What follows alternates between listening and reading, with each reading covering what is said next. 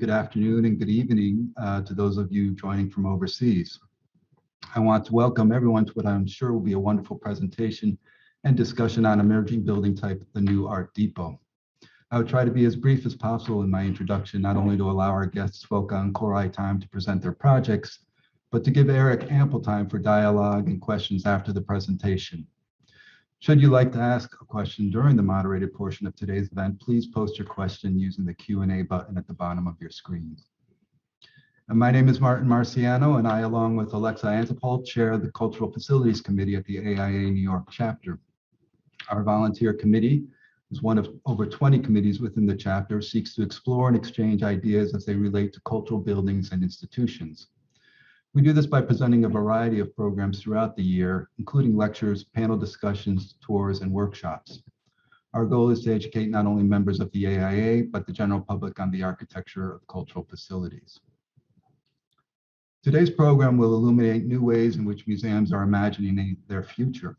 Traditionally, museums collected, preserved, and displayed objects of significance for the study and education of the public. Museums today, however, are limited to displaying only about 6% of their collections to the public. I have been fortunate over the years to have gotten a behind-the-scenes look into various museum storage facilities where the remaining 94% of an institution's collection lives. These are rich and mysterious places full of iconic works of art. The spaces are refreshingly free from the curator's hand, with seemingly unrelated pieces happily coexisting in secure and environmentally controlled spaces. Over the years, in an effort to increase exposure to an institution's holdings, visible storage galleries have been introduced to provide the public with glimpses of rarely seen artifacts compactly stored and secured. The projects we'll see today address new ways in which museums are considering their collections as well as their mission. Like most cultural facilities, museums are re-examining the role they play in their communities. Like most buildings, museums need to address the threat of climate change, especially when historic archives are in jeopardy. As you can imagine, museum storage was traditionally relegated to below-grade spaces. In today's world, areas that were once considered safe are now vulnerable to flooding and fire. Today's presenters, Koray Duman and Fokke Moerel, will show us how two distinguished museums, the New Gucci Museum in New York City and the Depot Boijmans van Beuningen in Rotterdam, address these issues. Our first presenter, Koray Duman, is the principal of Bureau Koray Duman, a research-driven architecture and design studio based in New York and Istanbul. Established in 2013, the firm completed projects for the American Society for Muslim Advancement, the Finnish Cultural Institute in New York, MoMA PS1, and the artist Richard Prince. Originally from Turkey, Koray earned a Bachelor of Architecture from Middle Eastern Technical University and furthered his studies at UCLA with a master's degree in architecture. He is an adjunct professor at Pratt in the New School and a registered architect in New York and Turkey. Koray will be followed by Fokke Moerel, partner at MVRDV and one of the first architects to join the firm in 1998. MVRDV is a global architecture practice established in 1993 and based in Rotterdam, the Netherlands. Fokke leads projects with a focus on public and cultural works, transformations, and interior design all around the globe. Fokke holds a master's degree in architecture from the Academy of Architecture Rotterdam and a BA in interior architecture from the William de Kooning Academy. She's currently teaching at the Hague Royal Academy of Arts and is a critic at the Academy of Architecture Rotterdam. Finally, we're fortunate to have with us Aric Chen, who will moderate a discussion after the presentations and take your questions. Aric was named General and Artistic Director of the New Institute in Rotterdam in April 2021. From 2012 to 2018, he served as the lead curator for design and architecture at M+, the Museum of Visual Culture in Hong Kong, before transitioning to curator at large. At present, he is the curatorial director of the Design Miami Fairs, as well as a professor and founding director of the Curatorial Lab at Tongji University in Shanghai. Aric holds an MA in Design History from Parsons Cooper Hewitt Museum in New York. Well, thank you, first of all, indeed, for the invitation. Super nice to be able to discuss this project, which is actually about to open actually in 2 weeks. It was already finished a year ago, but from the outside, let's say, our work at least, and then the whole moving of the art pieces, the interior works, etc., took another 3/4 of a year, and now indeed in 2 weeks we are having a big party. So let's see. I'm going to take you through this presentation, and yeah, that's always yes. So yeah, a couple of months ago, actually, we took this picture with the management team because we're all proud of this project. And not only because of the, let's say, new typology and the size of the project, but really also because it's in Rotterdam, where our headquarters are based. So it's always nice to be building something in your own city, which doesn't happen very often. So that's why.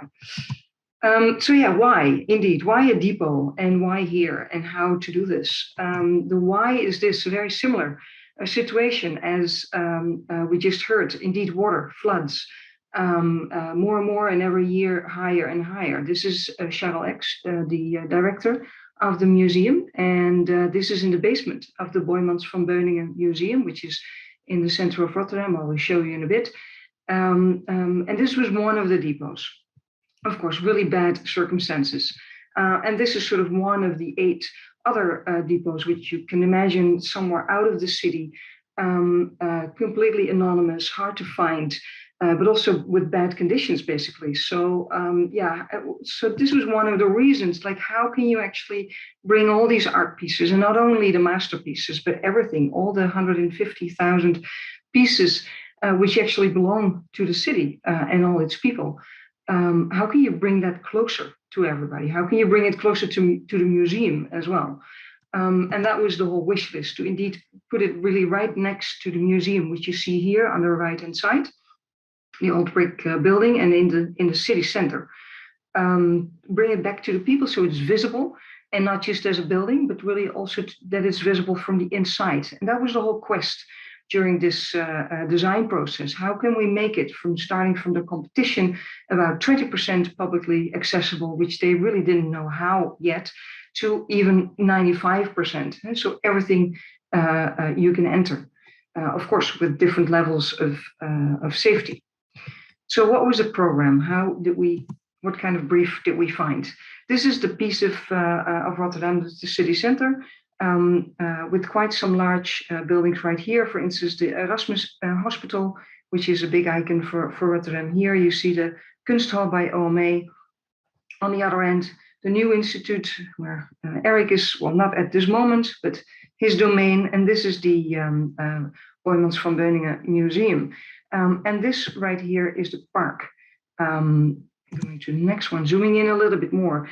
Indeed, and it has chambers, as it's called. So one chamber at the end where the Kunsthal is at, then a park-like, then the event space right here.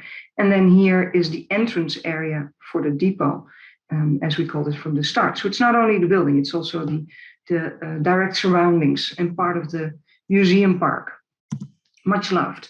But so, as I said, there's a lot of neighbors, and big ones, and we wanted to be friends. It needed to be a neighborhood, and that's actually the reason why this building is round. To not put your back to somebody, but actually be inviting, and leave as much space on the ground level as possible to keep the vistas and the connections with all these neighbors, and also indeed squeeze the building a bit at the bottom. So you keep as much public space as possible. And whatever we took away, we put on top of the roof. To give something back to the city was very important to us. As you can see here, it's not the most blossoming image on the right-hand side, but it is empty space right in the heart of the city center, where people actually wanted to walk and just enjoy the empty space. So how to deal with such a volume, which was supposed to be here. So to give something back was always the intention. And then again, also with the vista, to be able to go up to the roof, make this forest and create a vista all around to see your own city from a different level, and have it publicly accessible and actually for free after museum hours. And the mirroring facade is to indeed start a dialogue. Start a dialogue with your neighbors, with your city, showing here the Boijmans van Beuningen, which of course was the whole starting point for everything, and making it even more green. And of course show indeed the very similar to what we saw just in the other presentation, show the archive and have people come in. But not only that, but also show the backside, let's say, of a museum, where restoration is being done, where packing is being done, how do you transport large pieces, etc. So the ateliers, as they're called. And yeah, how to do this. There were quite a lot of people for, but even more against. Well, this guy is on his own, although his banner says we are against. But there were a lot of discussions about why would this happen here? What is the reason? Why use this public and open space? So we needed a promotion team. From the start of this project, we had a lot of presentations to inform people, to let them understand what was going to happen, to engage them in that sense. And well, in the end, it helped. There was quite a discussion, I can tell you. So how do you do this? How can you argue, indeed, to use such an empty space and to put the depots right next to the museum? First of all, because you're building a safe and you're building a fridge, and at the same time you want to have people come in. So how do you do this? It's basically a volume with all its depots, with the 8 different climates, different temperatures, different daylight conditions, etc., different humidity, and different sizes of how to store. And right in the middle, we made a slit, which makes it possible to view from the bottom to the top and have daylight come in, although scarce, and dimmed when necessary. And this quest to indeed bring people in was actually something that we, from the start till the end, really explored, because it was not really done at this scale before. Of course, there's always other examples with similar open depots, but at this scale, it was not really done as we could visit it, at least. So from 20% up to 95% of publicly accessible area in this building is what we try to do. And how do you get people embrace this building right on this spot, is to engage them and to make it an experience. So looking at art is really more of an experience rather than having it all curated in the way that you would actually be able to see it in a museum right next door. So to be your own curator, basically, to walk through the building and be able to pick and select which routes you want to take and which art piece to look at, whether it's the front or the back. So there's no sequence, there's no curatorship in the way that we know it now. There's no timeline, there's no specific painter or something that's sort of the guideline for this. It's to show everything at the same time with the same type of value. And here, of course, there's peeks into the depots, but also, and I forgot one painting, it seems, and in different ways of, as we also saw before, there's these kind of archives on rails, and there's a radial archive for all the paintings, and it's also here. There's not a curator. It's really the material of the art pieces which actually make the selection per depot, because whether it's a painting or, for instance, a black and white picture, that determines what kind of conditions it actually needs, what kind of humidity, what kind of temperature, etc. And of course, like here, you see that it's a storage, but then indeed having people come in was the real ambition. And yeah, indeed, when you start to pull things out and you are eye and eye with this huge Dali, which is actually very often stored because it's of such a large scale, that's quite a thrill, I can tell you. And indeed, also in the atrium, as I said, looking at the images from the backside and the front, and this is a selection just of portraits, probably of all different times.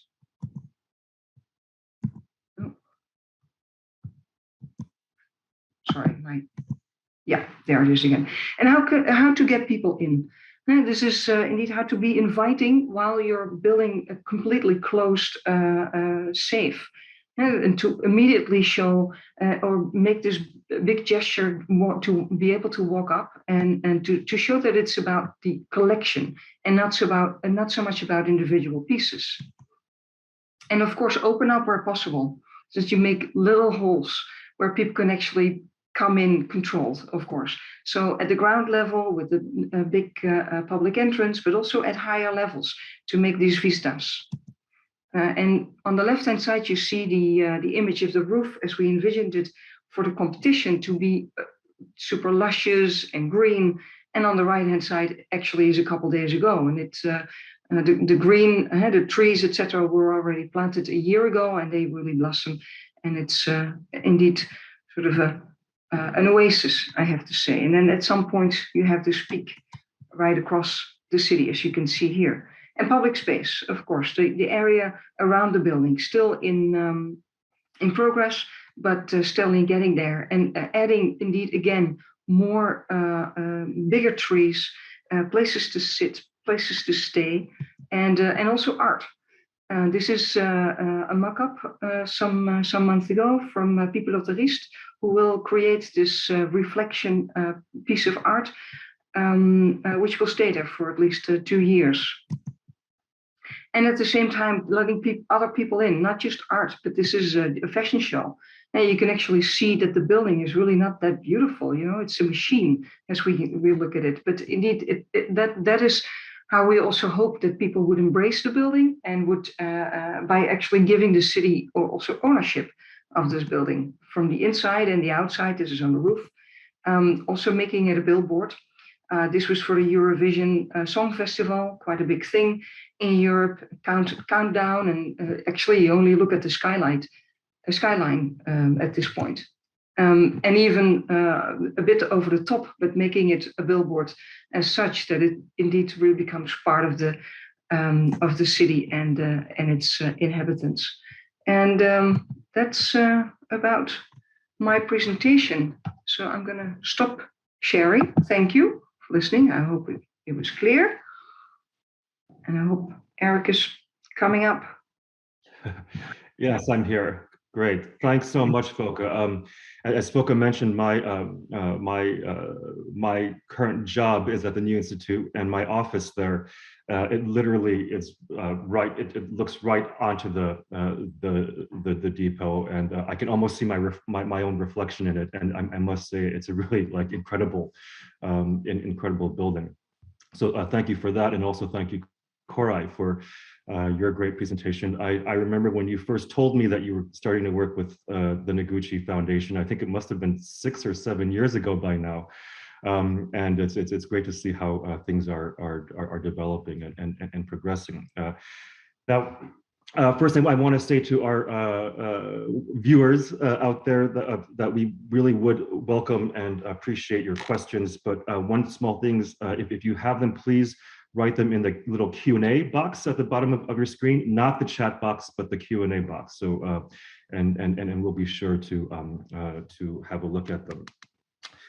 So maybe we could start by looking back a little bit. You know, as Fokke mentioned, there is a lot of commonality between both projects, although of course some differences. But maybe the fundamental commonality is the extent to which these projects and the broader phenomena of this greater attention to storage spaces for cultural institutions, in some ways takes the museum back to its origins, right? Because at least as the story goes, the museums had their beginnings with the Wunderkammer, you know, in 15th, 16th century, mostly Central Europe. These were sort of, you know, rooms where usually aristocrats and others would sort of display all their artworks and also the sort of novelties and exotica that they had collected, you know, turtle shells and rhinoceros horns alongside paintings and so on and so forth. So in some ways, this is a new phenomenon, but it's also like a very old one. And then when you think sort of through through more recent decades, you do see a growing emphasis on the and growing evolution of the typology of the storage space in museums, coinciding with the transformation of museums from historically inward-looking, protective institutions for the elite towards more outward-facing public ones. So you have, I don't know, just a few random examples, Renzo Piano's sort of jukebox storage space at the Moderna Museet. In New York, the Brooklyn Museum has had an open storage space for quite a while. The Schaulager, in Basel is another sort of iteration of this notion.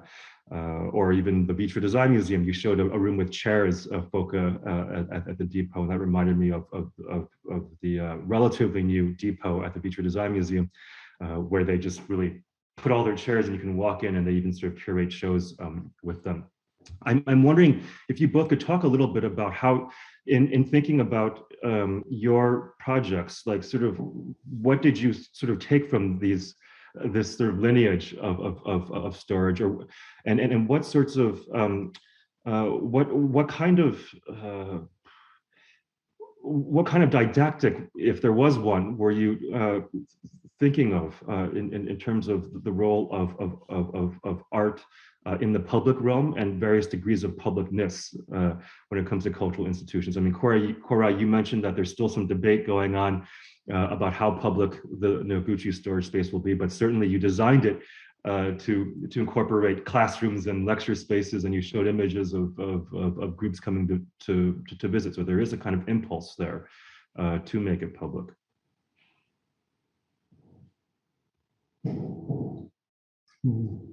Maybe I will start. I mean, one thing that that came to my mind after, especially Fokke's presentation, also is that there is, the Noguchi Museum's location is very interesting. It's in Queens. It is, it doesn't, these kind of institutions doesn't necessarily have a great relationship with its community, sometimes neighborhoods. But one of the things, I think, not looking back to those maybe examples, but this idea that Fokke mentioned, that like democratizing the kind of collection and making it open to people and having people to look at it and create their own like interests, judgments, or like comments about like the things that they see without the filter of an institution or a creator is actually something like I find very interesting and exciting about the project and this new typology. Imagining that a group of kids from a school comes into this storage space and sees these hundreds of works of drawings, models, architecture models, or sculptures, and just the sheer excitement of it, and create the making your own conclusion even more than a kind of a narrated exhibition is something that I thought was I think is probably the most exciting part of these kind of like these kind of display. And maybe to go back to the old lineage, I mean, there's something that's interesting about also even the kind of this idea of like the salon style exhibition of all the artists' work of that year, just hanging all of them on the wall, not without any kind of idea of like creating, them. Like maybe that also has a similarity to that. That's makes it more democratic in a way. So those are some of the things that was really like interesting to think about. Yeah, maybe to add to that, because it's indeed what you say, Aric. It's going back in time. So nothing is ever done for the first time. There's always another time, and there's always somewhere else, and there's always lookalikes, etc. So it's indeed going back in time. If you look at the whole history of indeed starting of collections, goes way back in time, of course. And for me personally, the Wunderkammer really is a great phenomena, because there you have everything next to each other, which is unfiltered, without any boundaries, without any specific value to the pieces or uniqueness even. It's purely based on curiosity of the person who collects. Of course, Boijmans has a huge collection. So it is already filtered. It is curated in that sense. It is labeled as being valuable in whatever way. So there's already, but it's such a big collection that you can see that there's different ways of going through it. And I think that is the value of bringing everything together in one building.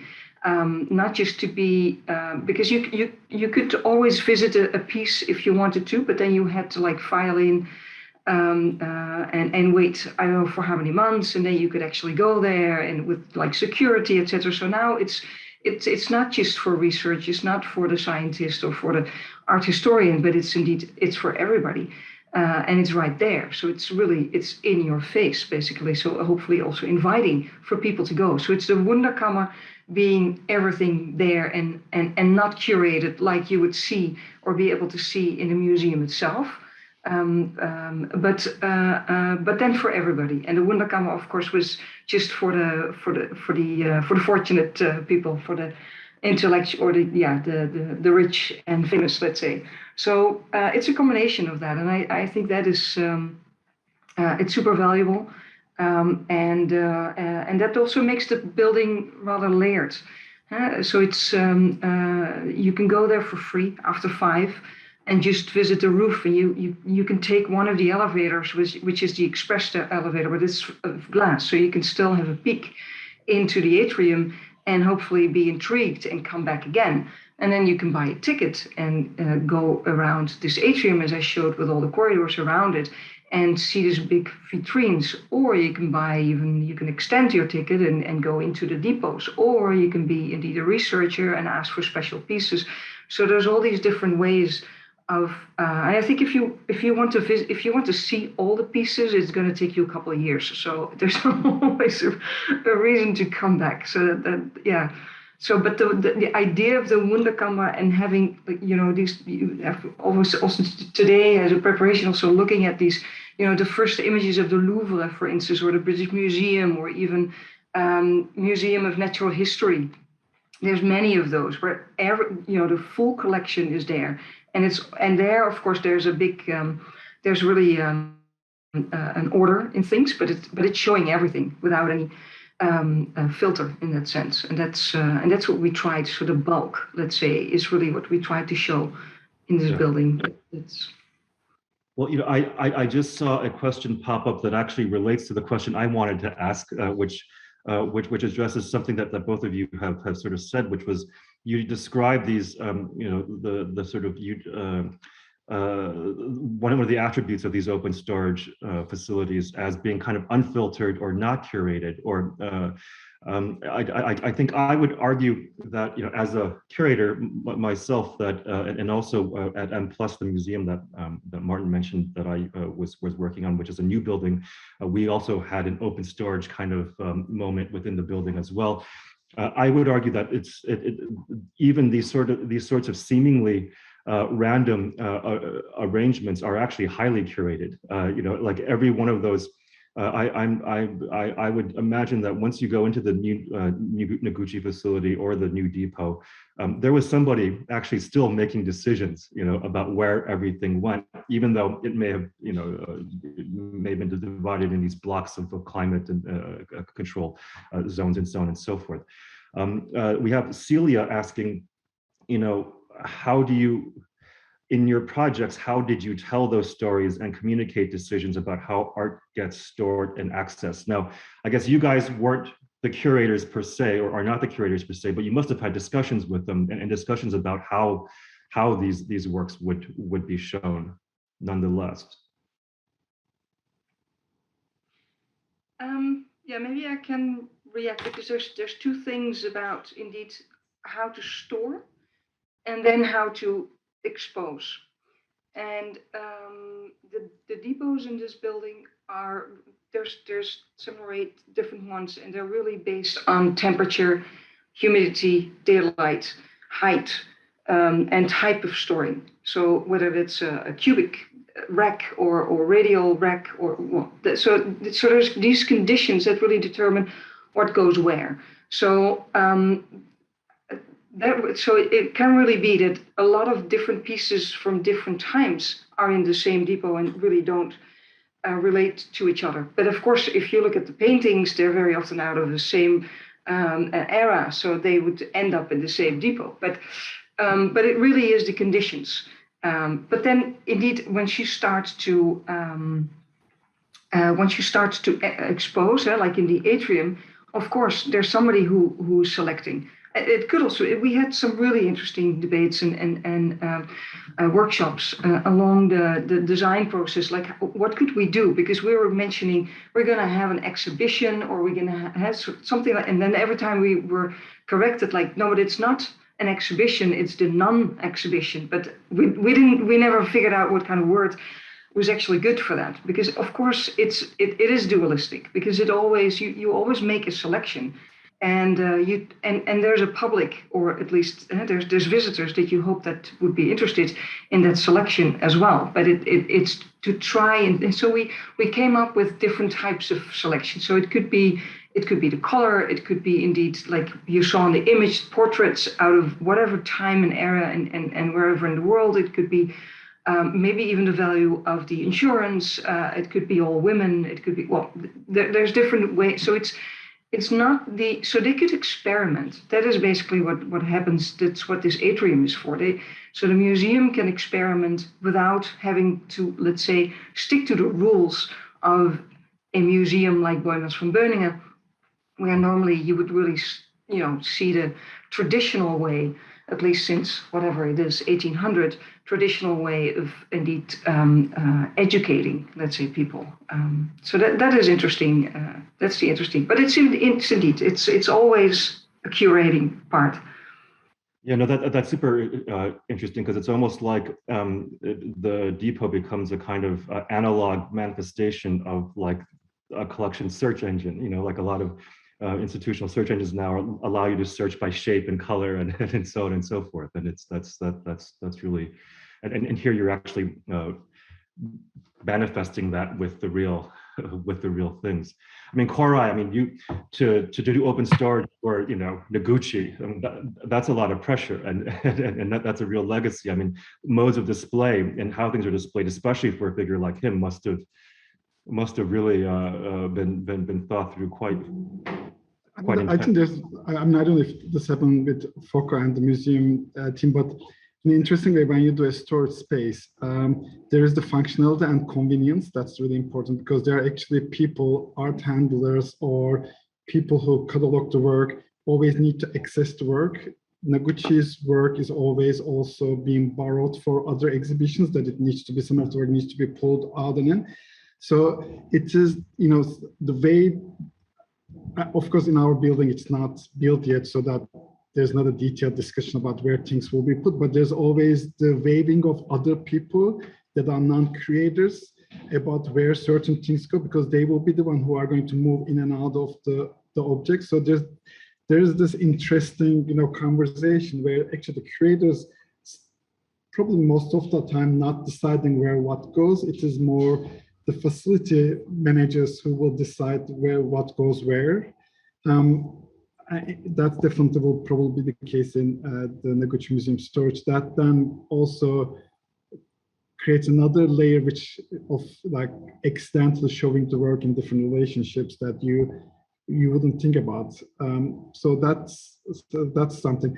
But again, like Fokke mentioned, in our case also, we really have to put the very heavy objects to the ground and lighter ones above. I'm assuming that the ones that are going to be borrowed more often will be more accessible. The ones that are less borrowed or used will be a little bit further back. So that will be that part of the functionality will dictate a lot of where objects will go, which I find interesting. Yeah, I mean, it's funny,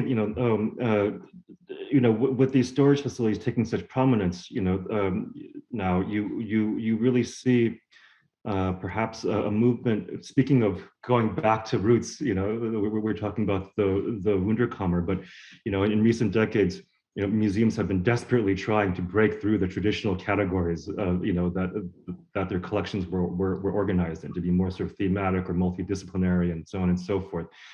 But with these storage spaces, when you're going back to organizing materials based on their materials, right? Like due to climate and humidity and size and weight.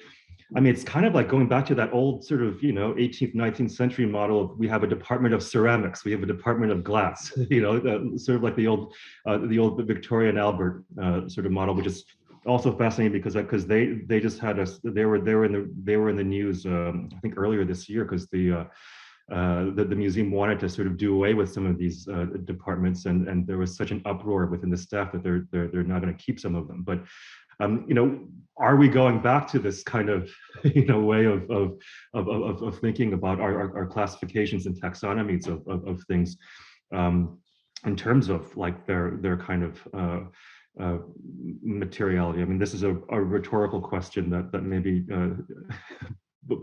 that both of you are free to address if you have thoughts on it or not, but they're perhaps more curatorial.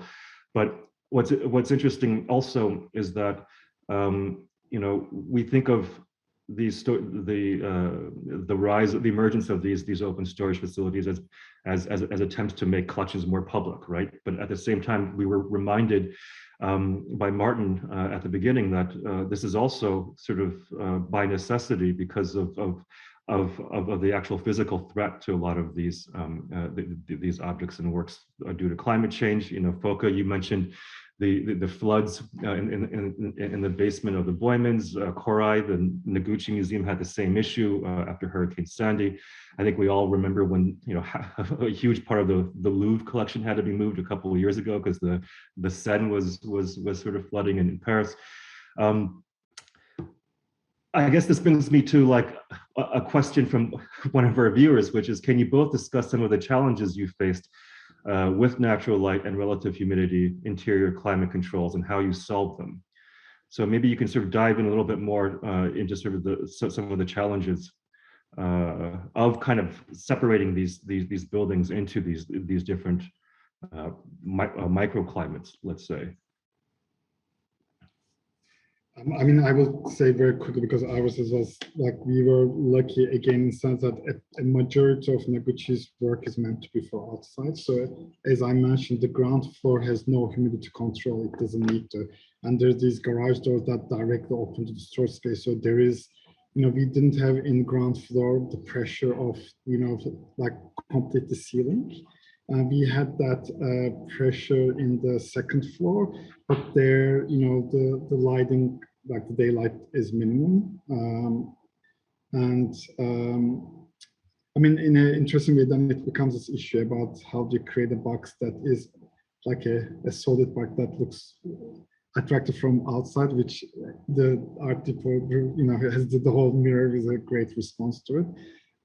But saying that quickly is that we basically didn't have that much pressure downstairs. It was more upstairs, but that was easy. I mean, with the engineering, the team that we work with, we only have openings towards the north, and it was just for the study and the archive. The rest of the space upstairs actually doesn't have skylight or daylight. No, in the case of the depot, it was definitely indeed more complicated, but it was all described. I mean, there was a very precise brief in that sense. Knowing from the competition on, knowing exactly how many pieces would be in what kind of storage, how high they would be, how wide, if they needed to be rolled or in a rack or whatever. So it was, we modeled them from day one to be able to position them all in the space and see what would work best. So that's. And then indeed, again, with these conditions, so the height not only, but indeed also the, also the weight, the humidity and the temperature. So for instance, for so they're organized in organic, anorganic, metal, big pieces, black and white photos. That's really the fridge. That's like 12 degrees. So they were like really precisely described. So that was, we just had to deal with it and make the best. So it's finding the right the right, let's say, techniques and the latest systems to really work with that in a most sustainable way. So not to, of course, it takes a lot of energy, but that's why we have a warmth and heat. I'm not so sure how you call that in English. Pump. So it's so in that sense, you need a lot of energy for this, but how to do that in a good way, and also the weight of the load-bearing structure, because the skin of the building is really thick. At some points, it's 50 centimeters, so it's really thick and containing that temperature inside. So to make it as consistent as possible inside. So that was the real challenge. And indeed, the natural light, on the one hand, Boijmans van Beuningen was already for years developing a special light fixture to represent, let's say, to make a replica of daylight, or at least to come as close as possible. And that's what they also have in the museum. And it's actually a bit cold and gray. But it really, because the daylight, of course, is really how you would experience the art at its best. So we'll get those light fixtures as well in the depot. So to minimize the daylight, that's why the whole shell is, of course, closed. And you only see a couple of openings where indeed people are working, or there's a gallery where you have daylight, and still it can be closed. And also the skylight of the atrium has a system where you can dim the light completely when that is necessary. So you can in these areas which are more vulnerable, you can still create your own in-between climate, let's say. And that was indeed quite a challenge, because we wanted to have people come in with their humidity and their higher temperature, and of course you want to be able to see something. So, but it's so in the depots itself, it's all controlled with sensors. So if there's nobody, the light is out. If there's somebody at the window, some lights would turn on, so you could actually see in. So these kind of things are definitely put in place. Yeah. You described it as a machine, and it certainly seems that way. I mean, since we're on the nuts and bolts, Catherine wanted to ask actually specifically what time, because both of you have a little bit of a behind them. What types of systems did you put in place to mitigate or manage water? Are the most valuable pieces placed on higher floors? Yeah, maybe I can speak of that, because the flooding was indeed a really risky thing, of course. So there's no basement other than the elevator, pit, but there's no basement in this building. That was just a no-go area. So everything, first of all, above ground, and ground level is where all the art handling or the art comes in. So we do have huge sluice for a truck, which can be completely closed, of course, because of safety. But that means that other than the first art handling on the ground level, there's no exhibition, there's no storage. So it's all from first and up. There's no sprinkler system. But there is water collection from the roof going on to the sides and through shafts, and to not go on top of the depots themselves. That was a no-go area as well. No water close to any storage. The water is being collected because of the green on top, and for instance for the toilets, etc. So yes, we manage the water to use it, and of course to let's say steer it at the boundaries of the building, so it would not come close to the art pieces. I mean, in New York State, when you're in a flood zone, there's a certain level above sea level that you need to have your ground floor. And if you have art storage, it is a foot higher. But Noguchi Museum asked us to go 2 foot above it, not just a foot. And on top of it, in the ground floor, the shelving system is again another a foot above. So we are 4 feet above the recommended level for art storage. That was, extra caution. We actually, there's a plan for a phase 3 for the museum where the building will expand to the side. Similar to the Art Depot, they would like to use the roof of our current building to do a green roof, so it will be accessible to public. So it's designed structurally to accommodate that. But the way, the roof is done, all the water is going from the sides. The water was the rainwater, and we do also have, it will be used for the site watering and also for toilets. But none of the water is going through the pipes inside the building. It's the same. Well, sort of continuing on with this new, with this roof garden and notions of publicness, Andrew is asking how specific your briefs were in terms of which spaces are or are not open to the public, but also how did this inform the design process for both of you?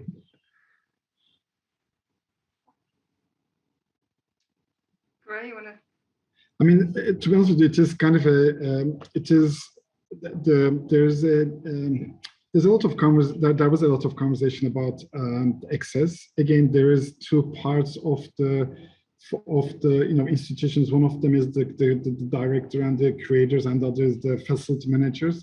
The facility managers don't want anybody to go inside because they are guarding the artwork, and the creators and directors always want to have more access. It's more interesting, and it's so it is an ongoing conversation of a part of the Noguchi Museum. It's a small museum.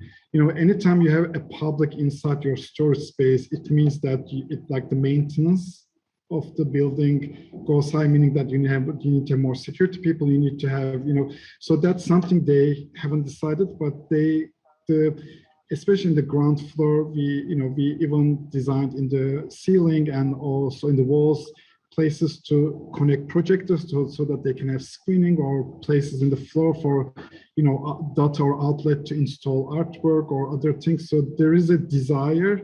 The infrastructure will be there when installed.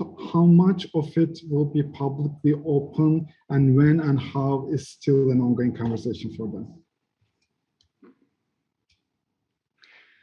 Yeah, I think as I said before, the brief was hyper specific, but really all on storage. They had a huge wish, or a very determined wish, to make it publicly accessible, but they didn't know how. So of course there were some ideas, but really how to express that. And I could have shown you also some images of first what the facade looked like in the competition and what it looks like now. You see there's no difference. It looks completely the same. Of course, there's a bit of engineering done here and there, but it's you hardly see a difference. But for the inside, we had so many options. We I don't know, they were really, it was one big discussion, which was really interesting to see, how do you place the depots according to or next to where the public could actually go? Is it just like an elevator or an escalator going through where you can just, look around and that's it? Can you actually be part of it? Like somebody else is asking, can people open the drawers? Of course, like all of that passed by. And so how did it inform the design process? Yeah, to a high extent, because every time we just sort of, push the ambition to make it indeed high, to make it higher and higher. And that's so it really is a working building. It's utility building, but at the same time, it of course also somebody else is asking how flexible is it? Well, as a structure, it's not so flexible. It's more steel than concrete, I can tell you. But at the same time, we try to keep all the floors as open as possible. So it's the load-bearing shell, and then there's the floors that keep the whole thing together, and of course the shafts to keep it stable. But the rest is really mostly open, so you can change that. But it's and it's indeed there's space for growth, because also there's rental space.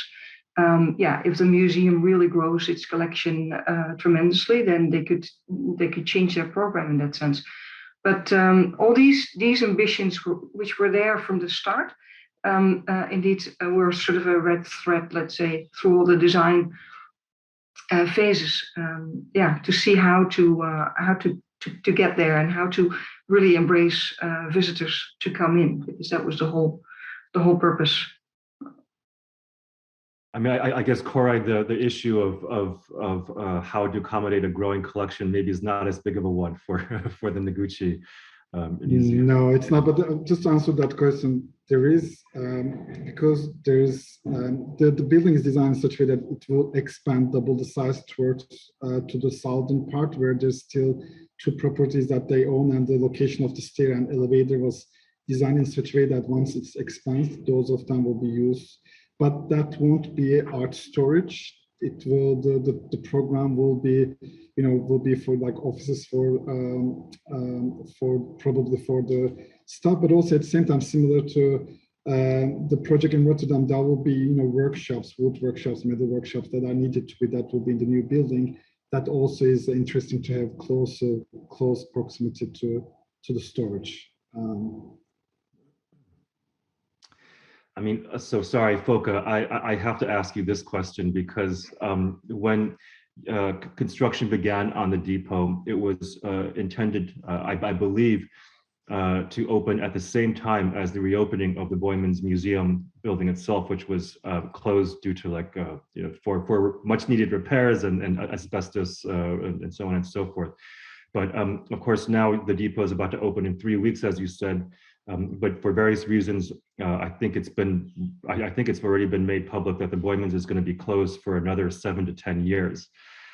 So in some ways, your storage space, has kind of become the Boijmans. I mean, how? And that wasn't the plan. How did this reality, or when did this reality dawn on you? And how has that changed? The building and its use, and what role did you have in responding to this? Well, actually,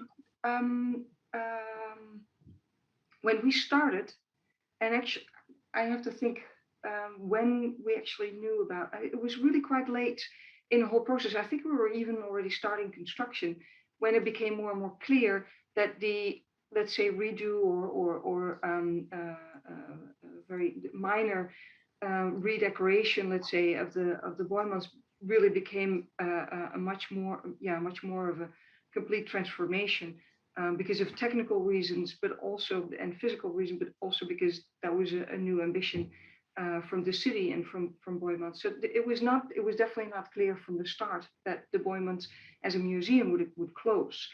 We always thought of the two entities next to each other working, of course, close together, but still trying to address different visitors and different topics. So in that sense, it didn't influence our design or our thinking. And indeed, at this point, it's clear that actually at the start of the other project for the Boijmans Museum itself, it was already clear that indeed the Boijmans would close for 7 years. So that is, and that project is now, it's of course it's a major, there's a major complexity. So the same thing for the depot. It also took so much longer than everybody would think at start, but that's always the case. You're in the inner city center. You're dealing with a lot of money. You're dealing with public money. So there's always debates in whatever level. So that's so it might take some time, or it will. But you have to look at it in the long terms. And because that's also what the depot was built for, and that's also what Boijmans van Beuningen is there for the long term. So it didn't change our thinking because it came in later. Let's say the other project, of course it would be great if for Boijmans they had this whole Boijmans in transit program, to exchange even more, to lend out their art pieces even more than before, to have different programs in different locations, to engage people in different way, indeed also online. So they had a whole program to see how to fill the gap in that sense. And now, the Depot as at least a stage they can use also in this gap, but still not as a museum, but as the Depot. So I'm curious to see how they will do this. Yeah, but I mean, have you noticed any sort of change in how they, let's say, curate the storage? You know, because now that the storage is the exhibition space in some ways. Actually, not really. It has always been the idea to fill these huge vitrines. There's 14 in the whole atrium with different artifacts, and it's again, it is curated, but in a different way. It's not a so it's not trying to take the place of the Boijmans Museum, because that would be. But I'm sure since it's closed and once it opens again, there will maybe be a shift. But it's not pretending to be a museum in the meantime. It's a good place for them to still experiment. I think that is the nice era they're in now, that they can experiment as the other side of Boijmans. I think that's the non-traditional one. I'm curious to see how they will do this, but it's not taking its place. No, for sure not.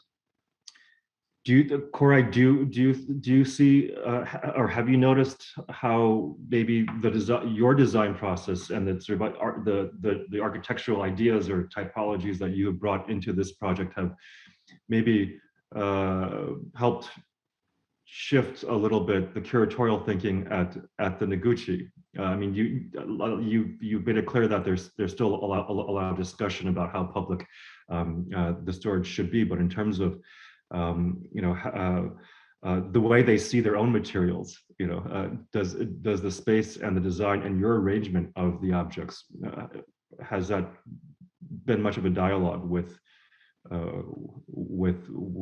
their own perceptions of their collection so far? It is hard right now, not so far, because I think they really need to see it. Like once it's built and put in place, that's where they will really realize, this is the first time.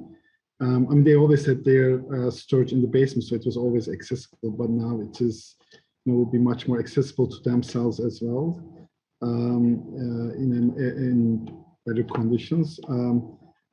I don't think there is yet the conversation about how it will change, but they see, they start talking about the museum itself, the original museum, as the North Campus, and the studio and our building and the other property as the South Campus after this project started, which is a nice thing because they really start talking about what is the legacy of Noguchi, how can we go beyond, just like showing his collection, how can we engage more the public, and how can we develop this South Campus so that it will be the next phase for the museum.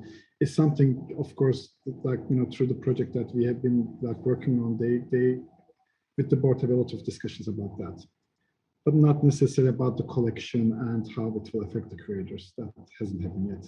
I think once the building objects are there, it will start. Yeah, no, I agree. And if you allow me to speculate a little bit further, I would imagine that once your storage facility is completed, there's going to be so much demand and desire from the public to see it, that the question of how public it should be will probably inevitably answer itself. And in some ways, Fokke, with the Boijmans Depot, your depot will be even more public than it was originally intended to be because of what we just said. It will be the Boijmans essentially for the next 7 years, however unintentional that may have been. And that leads me to kind of wonder, maybe as a final question, if we're, whether intentionally or not, if we're seeing a kind of inversion, right? Before museums